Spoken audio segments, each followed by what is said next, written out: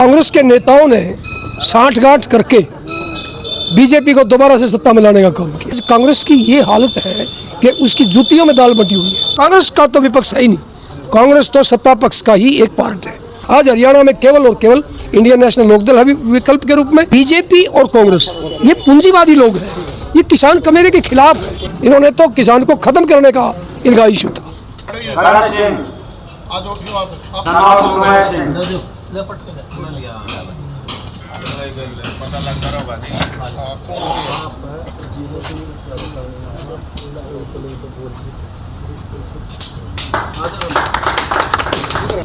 शब्बीर बानो,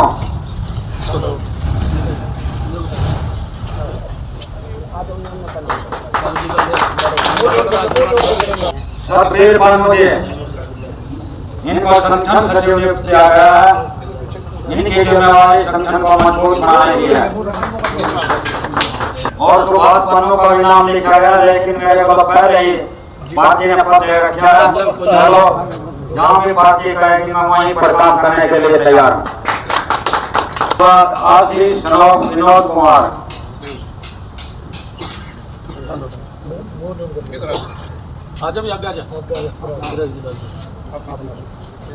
महेंद्र सनोज राम किशन गांव बिगड़ा,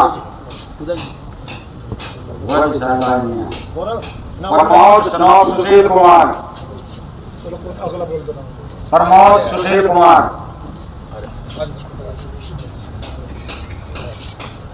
प्रदीप कुमार सनोज राजवीर सिंह, प्रदीप कुमार राजवीर सिंह,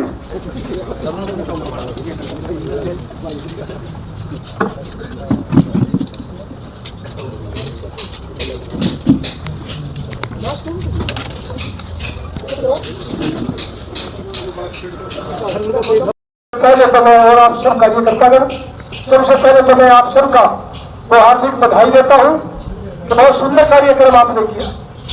इस प्रकार के कार्यक्रम होते रहेंगे तो हमारी ताकत बढ़ेगी और ये इसमें भी कोई दो राय नहीं।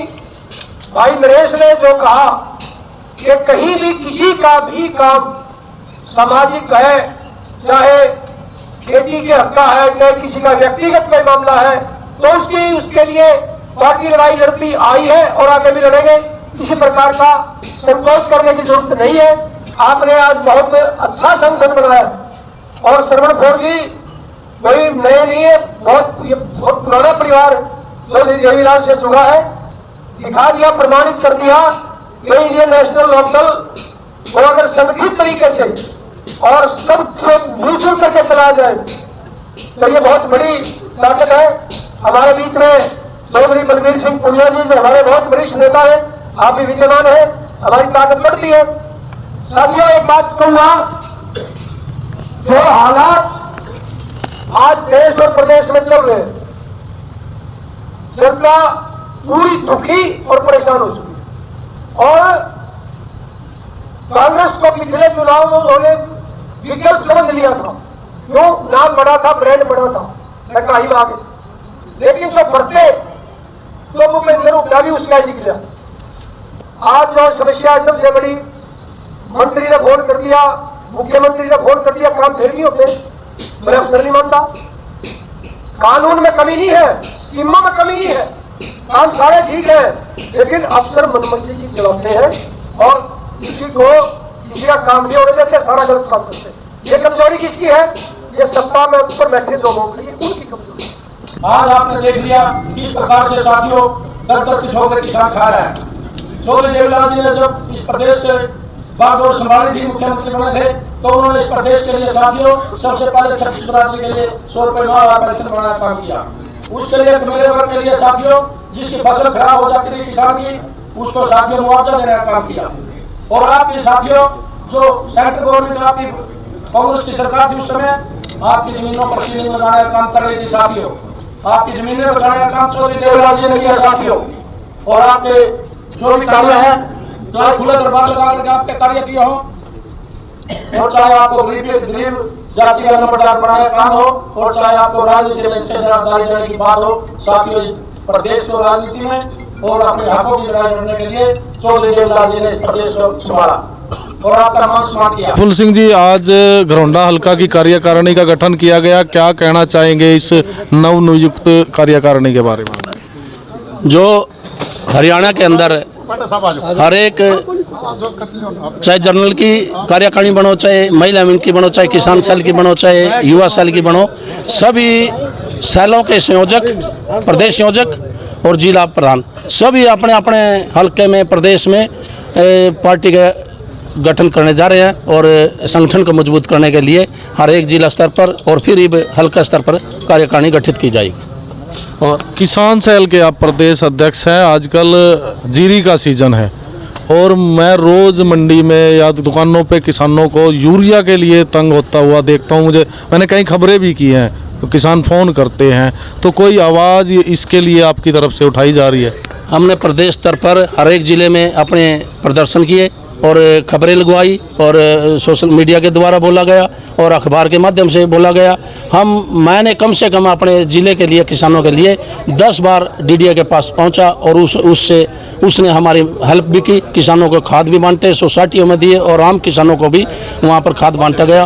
परंतु इस सरकार ने इतनी अनदेखी की खाद के लिए, तो अगर हम किसान संगठित होकर के अपनी लड़ाई नहीं लड़ेंगे तो आगे के लिए भी ऐसे ही यह सरकार हमें तंग करती रहेगी। आप देख लो किस प्रकार से डीएपी की कमी है, किस प्रकार यूरिया की कमी है और किस प्रकार से अगर यूरिया मिल भी जाता है तो किस प्रकार उस पर नकली दवाइयाँ ज़बरदस्ती थोपी जाती हैं। तो मेरा कहने का मतलब है, अगर किसान छत्तीस बरादरी का तो मेरा वर्ग इकट्ठा ना होगा तो इस प्रकार यह सरकार ऐसे ही दुखी करती रहेगी। ट्रंप के टैरिफ की आपने बात की कि भाई 50% टैरिफ लगाया है। मोदी जी अभी 2 दिन पहले मीडिया के सामने आए थे और वो कह रहे थे कि मैं किसान और जो पशुपालक है उनके हकों के साथ समझौता नहीं करूंगा। आप क्या कहेंगे, क्या किसान या पशुपालक से जुड़ा हुआ ये मामला है? भाई साहब देखिए, पिछले दिनों खबर आई थी जो कच्चा तेल इन्होंने रूस से खरीदा था, वो कच्चा तेल इन्होंने यहाँ पर साफ करके बड़ी बड़ी कंपनियों ने, 5-6 कंपनी का नाम था उनका, उन्होंने साफ करके अपने मुनाफे के लिए दूसरे देशों को दिया गया, ना कि यहाँ के व्यापारी को, ना कि किसान को। ये तो सिर्फ कुछ पूंजीपतियों के पीछे लगे हुए हैं उनको लाभ पहुंचाने के लिए और देश को बहुत ही नीचे डुबो दिया। देश कर्जे में डूब चुका है आज।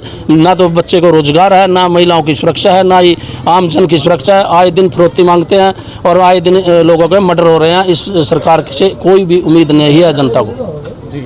आप करनाल जिला के प्रधान हैं और अगर मैं बात करूं घरौंडा की, वही सवाल मैं पूछना चाहूँगा। किसान इस टाइम बहुत परेशान है, तो आप क्या कदम इसके लिए उठा रहे हैं? देखिए, इंडियन नेशनल लोक दल, मैंने अपने सभी हल्का प्रधानों को भी आप यहीं थे जब भी मैंने कहा था और पहले भी मैंने सभी से निवेदन किया है, किसान जहाँ भी प्रदर्शन करे, इंडियन नेशनल लोक दल का किसान सेल किसानों के साथ कंधे से कंधा मिला के खड़ा रहता है। जैसे मेरा ताल्लुक असंध से है, असंध में हमने खड़ा होकर किसानों को खाद दवाई और बंटवाई है।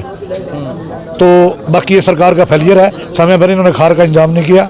ये किसान को और किसानी को ख़त्म करना चाहती है, लोगों को जाति पाति और धर्म के नाम पर बांटना चाहती है, काम ये कुछ करना नहीं चाहती। ये पूरी तरह सरकार का फेलियर है। किसान सेल के साथ साथ जनरल बॉडी की भी जिम्मेदारी बनती है।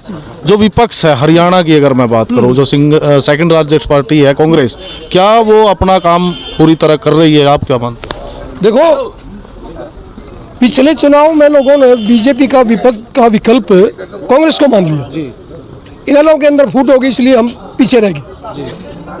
पूरी प्रदेश की जनता बीजेपी को उठाना चाहती थी, लेकिन कांग्रेस के नेताओं ने साठगांठ करके बीजेपी को दोबारा से सत्ता में लाने का काम किया और आज कांग्रेस की ये हालत है कि उसकी जूतियों में दाल बटी हुई है। कांग्रेस का संगठन पिछले 15 साल से नहीं है, ना कांग्रेस का कोई कार्यकर्ता है, ना कांग्रेस का कोई समर्थक है। बस एक बड़ा नाम है, बड़ा ब्रांड है, आज़ादी से जुड़ा हुआ था, इसलिए लोग कांग्रेस का जिक्र आता है। विपक्ष नहीं है, कांग्रेस का तो विपक्ष है ही नहीं। कांग्रेस तो सत्ता पक्ष का ही एक पार्ट है। हरियाणा के अंदर विपक्ष है तो वो केवल और केवल इंडियन नेशनल लोकदल है। पिछले कामों से देखो आप, जब हरियाणा का पानी रोका तो इंडियन नेशनल लोकदल फ्रंट पे आई और सरकार को मजबूर किया, पंजाब को भी। जब हरियाणा के साथ कोई भी बिजली के रेट बढ़ाए तो इंडियन नेशनल लोकदल ने बहुत बड़ा आंदोलन किया। जब किसान का के ऊपर अत्याचार हुआ पानीपत में तो इंडियन नेशनल लोकदल आया, कांग्रेस का ही नहीं है।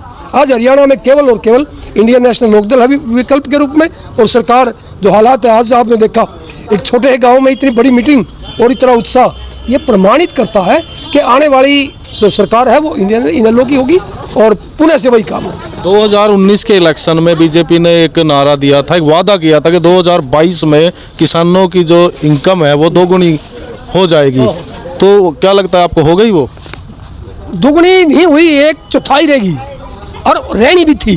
कारण ये है कि बीजेपी और कांग्रेस ये पूंजीवादी लोग हैं, ये किसान कमेरे के खिलाफ है। ये तो किसान के अंदर खून देखते हैं, जैसे कसाई काटने में और भैंस में मुर्दे में देखता है ना खून, तो ये तो किसान के अंदर खून देखते हैं।